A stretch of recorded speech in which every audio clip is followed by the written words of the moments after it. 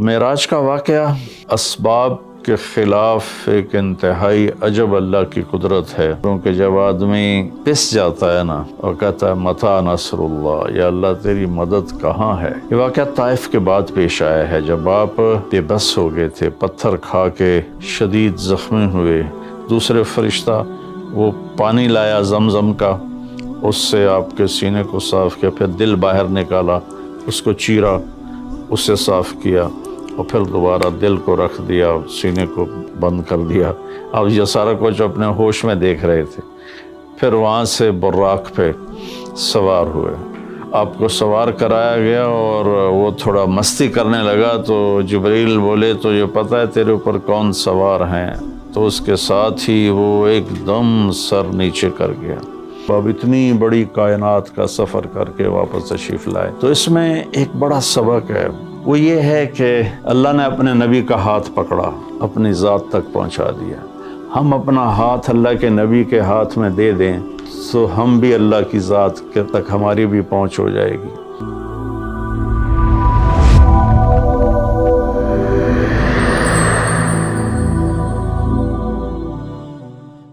رجب کے مہینہ میں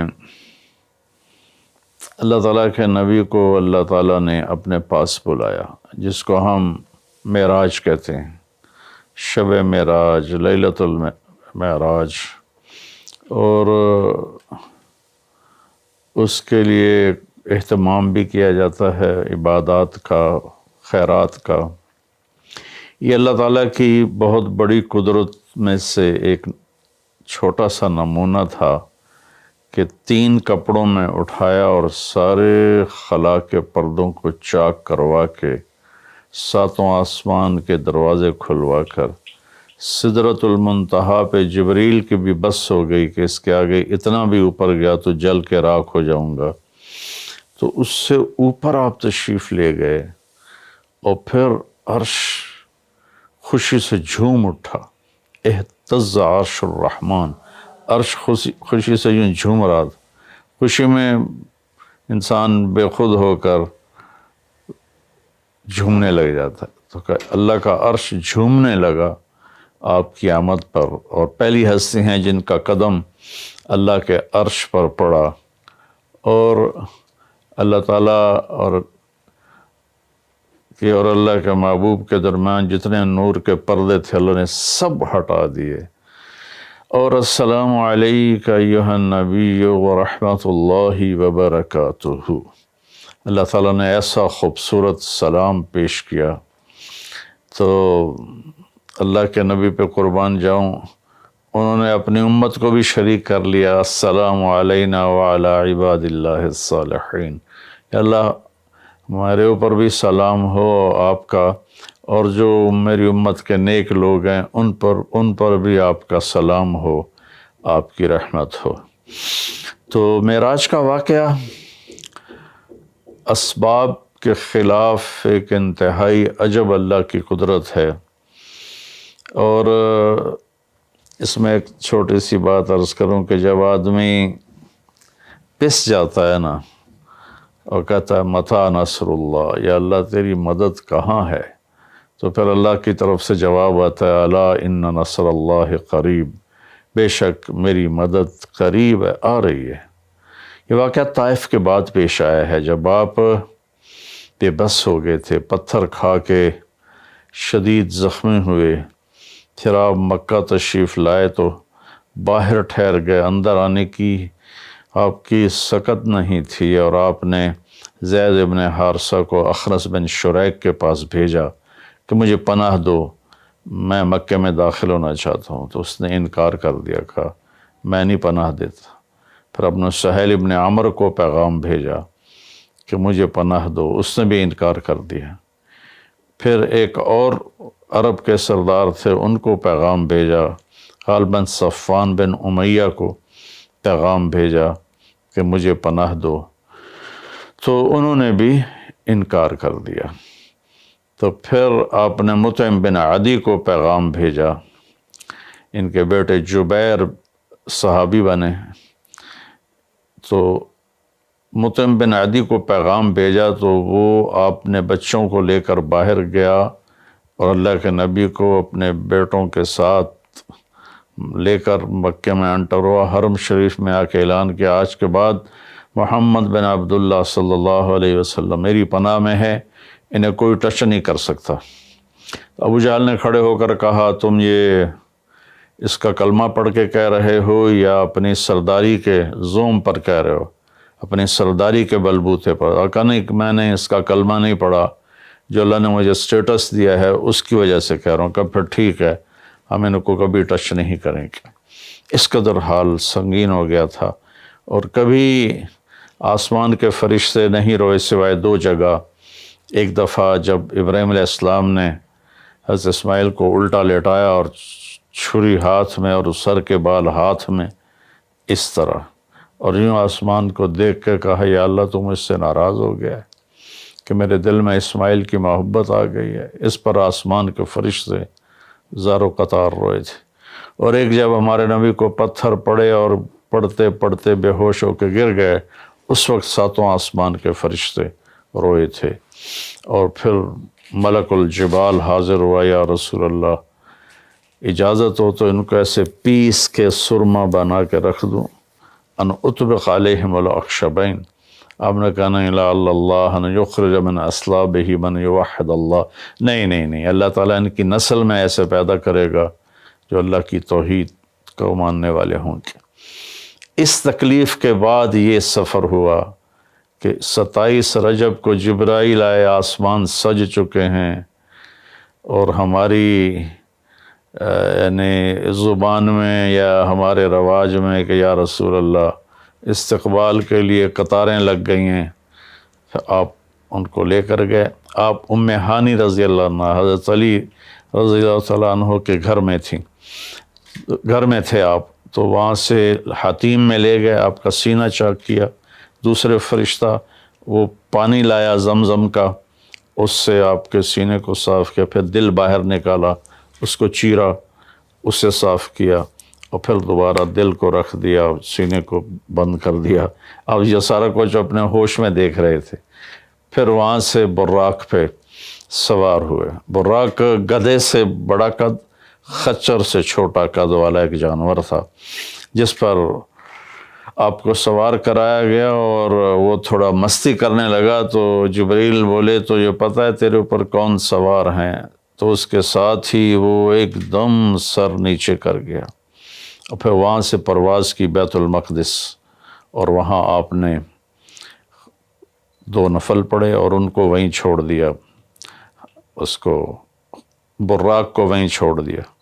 وہاں سے پھر سفر شروع ہوا اللہ کی طرف۔ اس سفر کو اللہ نے یوں بیان کیا، سبحان الذی اسری بعبدہ لیلا من المسجد الحرام الى المسجد الاقصى الذی بارکنا حولہ لنریہ من آیاتنا انہ هو السمیع العلیم۔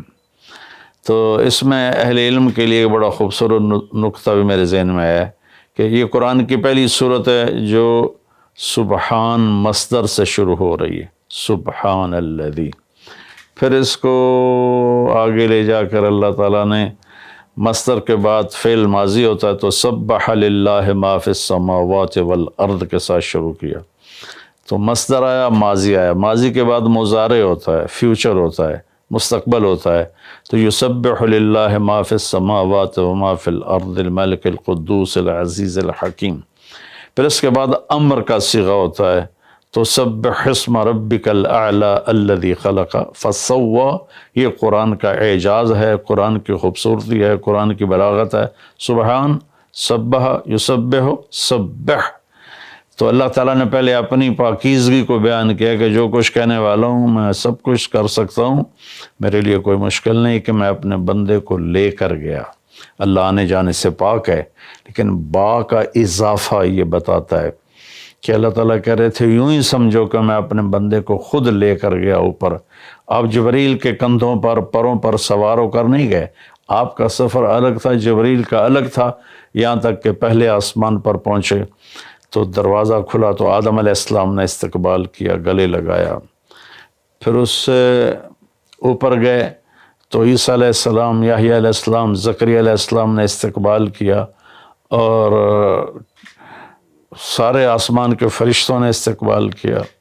پھر اس کے بعد تیسرے آسمان پر گئے تو یوسف علیہ السلام نے استقبال کیا اور سارے فرشتوں نے۔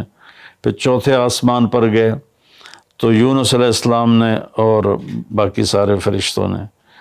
تو پھر پانچویں آسمان پر گئے تو ہارون علیہ السلام اور آسمان کے فرشتے۔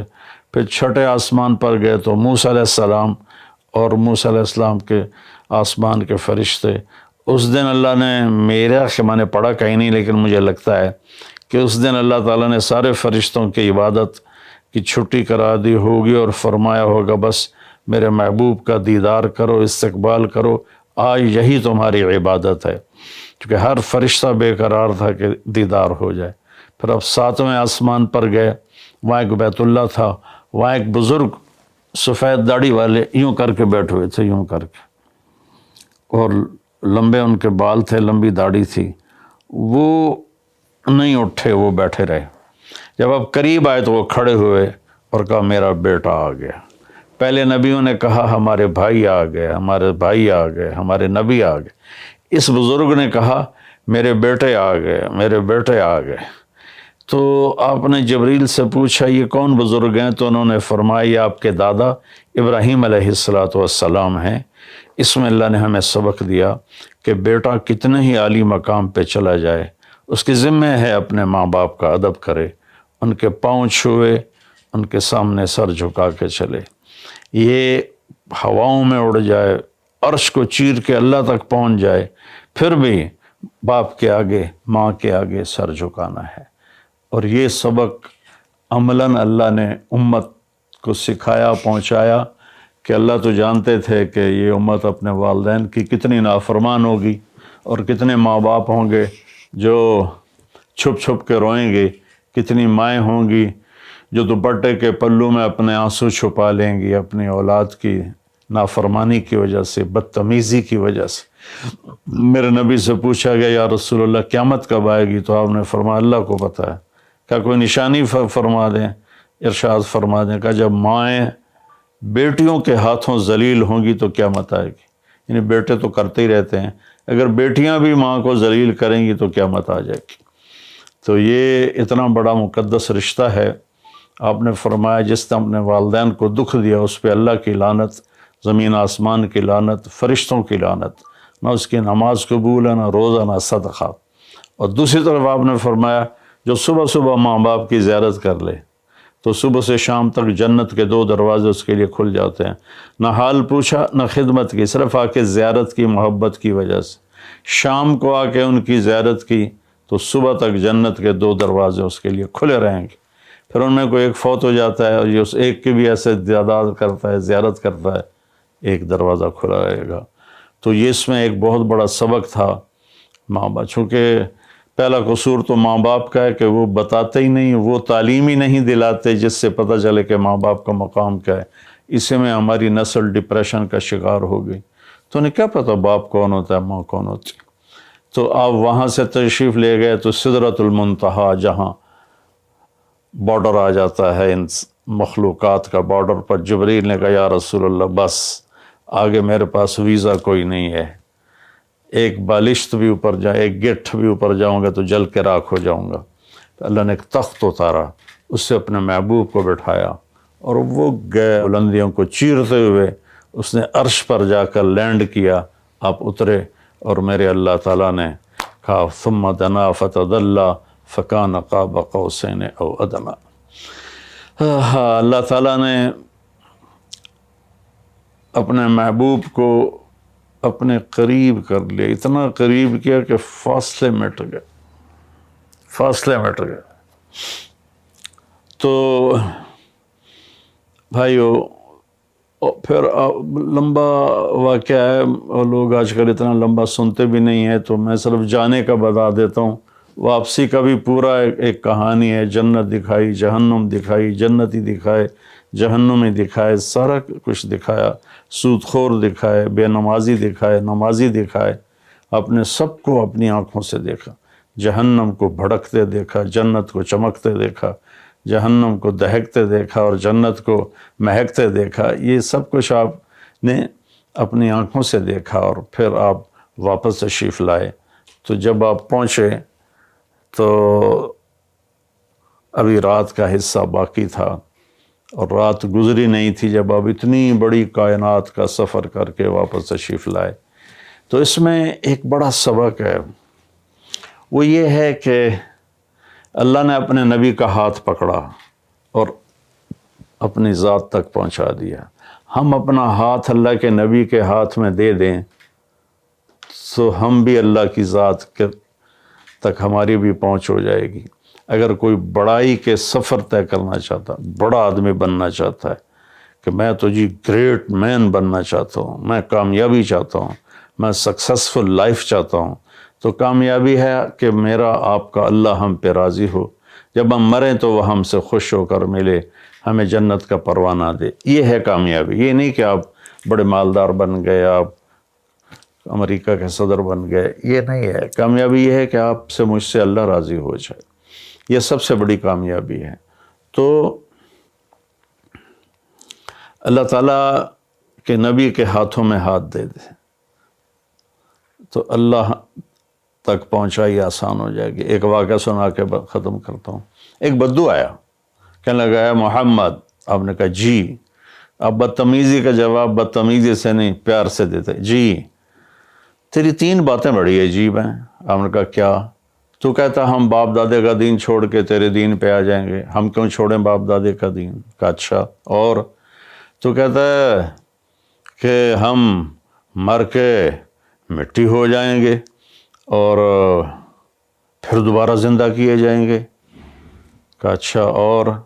تو کہتا ہے سورے عرب کو تیری امت فتح کر لے گی، ایران اور یورپ کو بھی تیری امت فتح کر لے گی۔ تو یہ کیسی بچوں والی باتیں کہا، ان کو روٹی نہیں ملتی اور یہ سنا رہا ہے ان کو کہ اس سے کیسر اور کسرا 2 بڑے بلاک تھے اس وقت۔ تو آپ نے مسکرا کے فرمایا انشاءاللہ تیری عمر لمبی ہوگی، تو دیکھے گا کہ سارا عرب و عجم میرا کلمہ پڑھے گا، پھر تو دیکھے گا کہ سارا عرب و عجم یہاں مدینہ ڈھک کے آئے گا، اور پھر تو دیکھے گا کہ اللہ تعالیٰ قیامت کے دن تجھے بھی کھڑا کرے گا، مجھے بھی کھڑا کرے گا، اور میں تیرا ہاتھ پکڑ کے تجھے یاد دلاؤں گا کہ ہو گیا یہ زندہ ہونا کہ نہیں ہوا۔ تو وہ کہنے لگا نہیں میں نہیں مانتا، تو چلا گیا۔ اس نے پھر ابوبکر صدیق کے دور میں دیکھا سارا عرب فتح ہو گیا، کہنے لگا پہلی بات تو پوری ہوگی، ساری قوم نے کلمہ پڑھ لیا۔ حضرت عمر کا زمانہ آیا تو کیسر اور کسرا پٹ گئے، تو کہنے لگا دوئی گل بھی پوری ہوگی، ہن باویں تری ہو ہی نہ جاوے کدائیں، چلیے بھائی کلمہ پڑھیے۔ تو وہ وہاں سے اپنے علاقے سے آیا، حضرت عمر کے دربار میں آ کر اس نے کلمہ پڑھا۔ جب وہ آپ کی محفل میں آتا آپ اس کے لیے کھڑے ہو جاتے، بڑا اکرام کرتے۔ تو ایک دفعہ فرمایا کہ تم دیکھتے ہو میں اس بدو کا بڑا اکرام کرتا ہوں، میں اس محفل میں تھا جس میں اللہ کے نبی نے کہا تھا کہ رہے گی تیسری بات تو تیرا ہاتھ پکڑ کے بتاؤں گا کہ ہوئی کہ نہیں ہوئی، ہم مر کے زندہ ہوئے ہیں کہ نہیں ہوئے، اور قیامت کا دن جس کا ہاتھ میرے نبی کے ہاتھ میں آ گیا وہ جنت میں پہنچانے سے پہلے کبھی نہیں چھوڑیں گے۔ تو یہ وہ شخص ہے جس کا ہاتھ میرے نبی نے پکڑا ہوا ہے، اس کو جنت تک پہنچا کے چھوڑیں گے۔ تو میرے عزیزوں، میرے بھائی بہنوں، بچوں بچیوں، ہم مختلف قسم کی نافرمانیوں کا شکار ہیں اور اس میں ہم لذت ڈھونڈتے پھر رہے ہیں اور فرسٹریشن کا شکار ہیں۔ ہماری نئی نسل نشوں پہ لگی ہوئی ہے۔ اللہ کے واسطے سب سے ہاتھ چھڑا کر اللہ کے نبی کو اپنا ہاتھ پکڑا دو، وہ آپ کو یوں پکڑیں گے اور اللہ پاک سے جا کر ملا دیں گے، اور فرشتے بھی آپ پر رشک کریں گے۔ یہ واقعہ معراج کی اصل تھیم ہے اور واقعہ معراج کا اصل پیغام ہے کہ کی محمد سے وفا تو نے تو ہم تیرے ہیں، یہ جہاں چیز ہے کہ لوح و قلم تیرے ہیں۔ السلام علیکم ورحمۃ اللہ۔ دی جائے ایام کی تلخی کو بھی ہنس کے ناصر، غم کو سہنے میں بھی قدرت نے مزہ